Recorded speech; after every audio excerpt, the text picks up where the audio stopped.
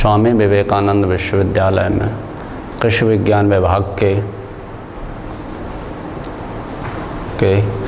BSc AG course के तहत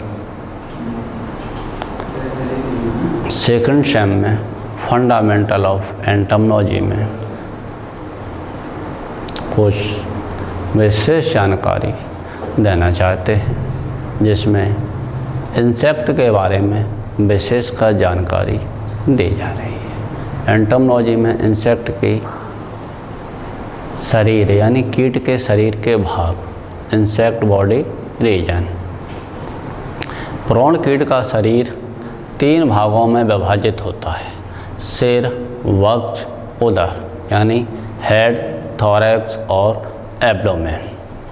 अब इसमें हेड क्या होता है? इंसेक्ट का हेड यानी सिर, यह शरीर का अग्रभाग होता है जो त्रिकोणा और गोलाकार हो सकता है। यह वक्ष के साथ एक झिल्ली के द्वारा जुड़ा रहता है जो आवश्यकता पड़ने पर आगे पीछे ऊपर नीचे चलाया जा सकता है। इसकी 3 दशाएं होती हैं, अधोन्मुखी, अग्रोन्मुखी और पश्चोन्मुखी, हाइपोग्नोथस, प्रोग्नेथस और ओपिस्थोग्नेथस। अब नंबर 1 हाइपोग्नोथस यानी अधोन्मुखी। अधोन्मुखी क्या होता है?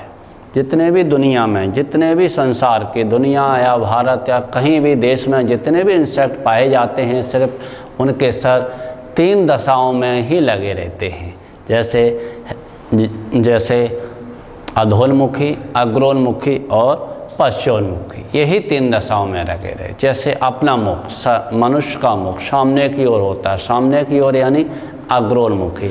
इसी प्रकार से मनुष्य का, चाहे वो छोटा हो, बड़ा हो, मेल हो या फीमेल हो, सबके मुख एक ही दशा में लगे होंगे यानी अग्रोन्मुखी वाली दशा में। लेकिन इंसेक्ट के मुख 3 दशा में लगे रहते हैं, जो आपको बताया, अधोन्मुखी, अग्रोन्मुखी और पश्चोन्मुखी। अब इसमें हम आपको जानकारी ये देना चाह रहे हैं कि अधोन्मुखी क्या होता है।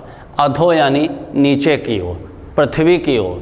जिन इंसेक्ट के मुखांग यानी मुख के अंग, जिसको बोला जाता मुखांग, मुख के अंग पृथ्वी की ओर रहते हैं तो उसको हम अधोन्मुख यानी इस दशा में कीट के मुखांग नीचे की ओर लगे रहते हैं, जो सिर की मध्य रेखा और उसके शरीर की मध्य रेखा के साथ समकोण बनाती है। जैसे हमने डायग्राम के द्वारा आपको विशेष रूप से स्पष्ट लेके समझाया गया है। इसमें देखो स्पष्ट रूप से हमने 90 डिग्री पर यानी समकोण बनाते हैं 90 डिग्री पर। इसे अधोन्मुखी सिर कहते हैं, जिसके लिए एग्जाम्पल यानी उदाहरण के लिए ग्रास हॉपर का दिया गया है।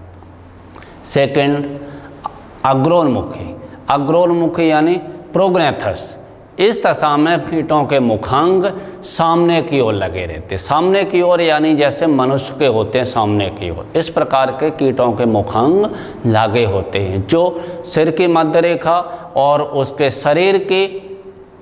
शरीर या बदन की मध्य रेखा के साथ समानांतर पर होते हैं, यानी समानांतर। जितने भी चलते, समानांतर का मतलब ये रहता है समान अंतर रहेगा, कितने भी समानांतर पर ही रहेगा वो सिर की मध्य रेखा और उसके बदन की मध्य रेखा। तो इसमें मुखांग सामने की ओर लगे रहते हैं। जैसे इसके लिए एग्जाम्पल के लिए बताए गए बीटल्स।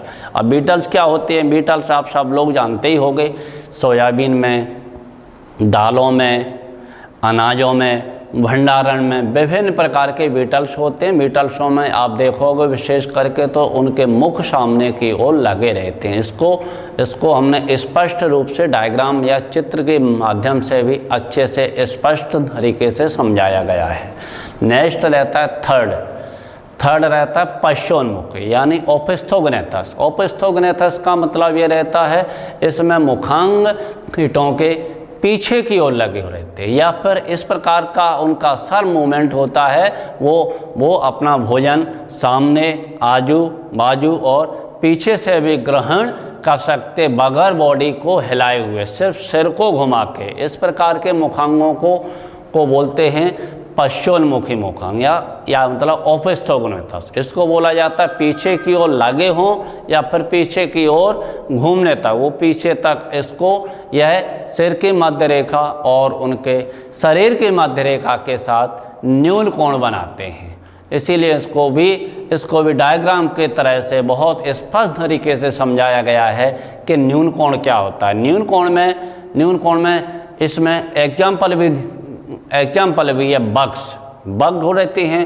बग पशुओं को भी लगती हैं, जानवरों में भी लगती हैं, फसलों में भी लगती हैं। विभिन्न प्रकार के बग्स होते हैं जिनके मुखांग पीछे की ओर होते हैं।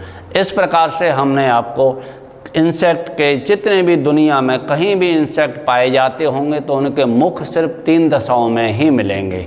3 दशा यानी अग्रोन्मुखी, पश्चोन्मुखी और अधोन्मुखी। जैसे मनुष्य का मुख रहता है सामने की ओर बोलें तो अग्रोन्मुखी, जिसमें मुख सामने की ओर होता है, और इंसेक्ट में मुख सिर्फ 3 दशाओं में होते हैं। इस प्रकार से हमने आज आपको इंसेक्ट के हेड और सिर में लगे हुए मुखांगों के बारे में जानकारी दी थी। नमस्कार, थैंक यू।